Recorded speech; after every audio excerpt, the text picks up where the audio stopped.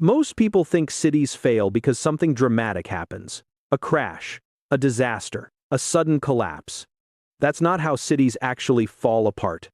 Jobs are thinning out, downtowns are emptier, tax revenue is weakening, the middle class is slowly leaving. At first, it doesn't feel like a crisis. Until one day, nothing works the way it used to. This isn't about one company or one industry. And it isn't temporary. We're entering a period where some cities will keep attracting capital, jobs, and investment while others slip into long-term decline. Technology is accelerating that divide. AI is part of it. But the real story is economic. Cities don't survive on buildings or population numbers. They survive on cash flow. Jobs bring income. Income supports housing. Housing supports local spending. Local spending keeps businesses, services, and tax revenue alive. When that loop weakens, cities don't collapse overnight. They slowly lose momentum. Office occupancy drops, hiring slows, small businesses close earlier than usual, municipal budgets tighten quietly. None of this looks like a crisis on its own, but together, these signals point to something deeper. The economic engine that once powered the city is no longer expanding. For decades, many cities depended on high-paying white-collar work to sustain growth. Finance, tech, professional services, and corporate headquarters created dense clusters of income and demand. That concentration worked as long as jobs kept multiplying. Now, that assumption is breaking. Fewer workers are needed to generate the same output. Companies expand revenue without expanding payrolls. New investment no longer guarantees broad job creation. This is where cities begin to split. Places that can attract new sources of income, capital, or specialized work stabilize. Places that rely on shrinking job categories fall behind. The difference isn't visible at first. It shows up gradually, in slower growth, weaker demand, and rising vacancies. By the time the data confirms it, the trajectory is already set. This is how urban decline begins. Not with collapse, but with a system that quietly stops working. Urban economies are not balanced systems. They are feedback systems. When a city starts losing high-income jobs, the effects compound. Spending declines. Local businesses struggle. Property values soften. Tax revenue weakens. Each pressure reinforces the others. Cities that are still growing experience the opposite effect. Capital flows towards stability. Employers cluster near existing talent. Investment follows confidence. This creates a widening gap. Capital doesn't spread evenly. It concentrates where risk feels lowest and returns feel most predictable. Over time, this reshapes opportunity itself.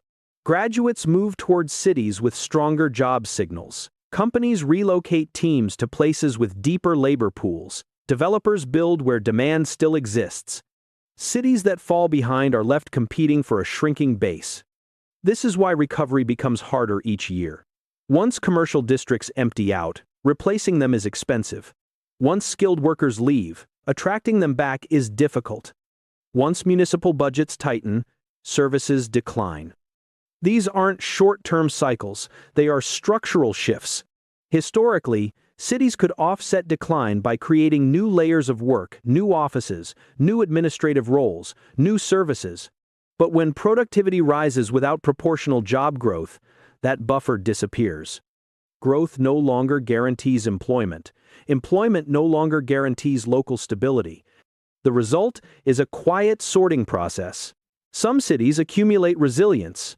Others absorb strain, and the longer the divide persists, the more permanent it becomes.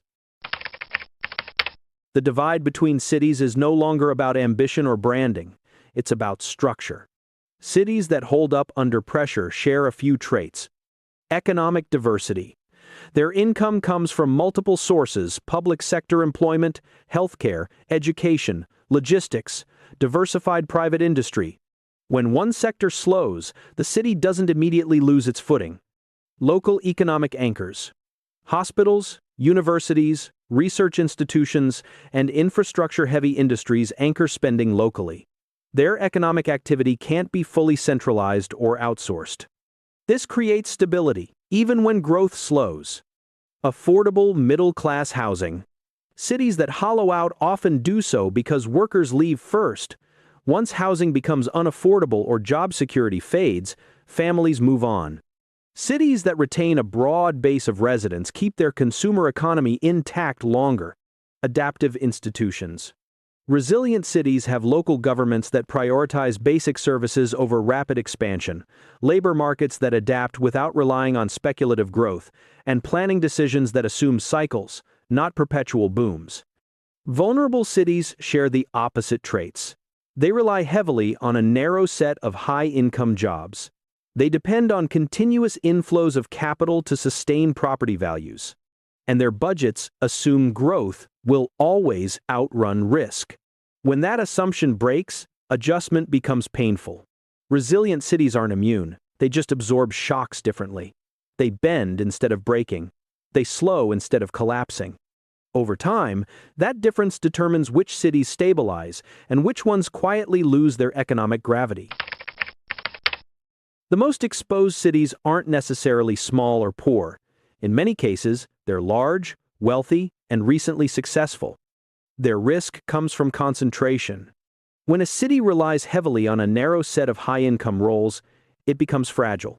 Not because those jobs vanish overnight, but because they quietly stop expanding. Growth slows first.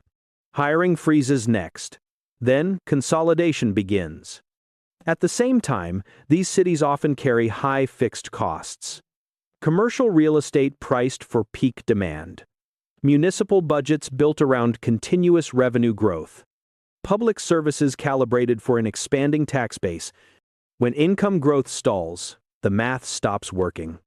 Office vacancies rise, property values soften, debt becomes harder to service. Budget adjustments arrive too late to be painless. Another risk factor is mobility. Cities that lose residents quickly rarely notice at first. The people who leave tend to be younger, mobile, and skilled. They relocate before conditions feel dire. What remains is a shrinking workforce, supporting infrastructure built for more people. This imbalance accelerates decline. Finally, vulnerable cities mistake past success for future security. They assume demand will return. They wait for the next boom cycle. They delay structural changes because the crisis doesn't look urgent enough. But urban decline rarely announces itself clearly. It unfolds through inertia. By the time the warning signs are undeniable, capital has already moved on, talent has already relocated, and recovery becomes far more difficult. This is how cities slide into long-term weakness. Not through collapse, but through delay. Many people treat this shift as a policy failure. They look for better leadership, smarter incentives, more aggressive development plans. But what's happening goes deeper than governance. Cities are being reshaped by a change in how value is created and concentrated. For most of the modern era, urban growth followed a familiar pattern. Jobs attracted people. People created demand. Demand justified expansion. That cycle no longer operates the same way. Productivity can now rise without broad employment growth. Revenue can increase without local hiring. Economic activity can concentrate without spreading across an entire city. This breaks the old assumptions cities were built on. Some places will adapt by aligning themselves with new forms of value creation. They'll absorb change gradually, adjust expectations, and stabilize. Others will struggle because their economic foundations were built for a system that no longer exists. The damage doesn't arrive as a shock. It arrives as stagnation, as empty buildings that remain technically occupied, as neighborhoods that feel functional but weaker than before. By the time decline becomes obvious, it's often too late to reverse. This isn't a temporary downturn, it's a reordering. Cities are being sorted by how well they fit into the next economic structure. Some will continue to attract capital and opportunity. Others will slowly lose both. And the consequences will shape housing markets, migration patterns, and political pressure for years to come.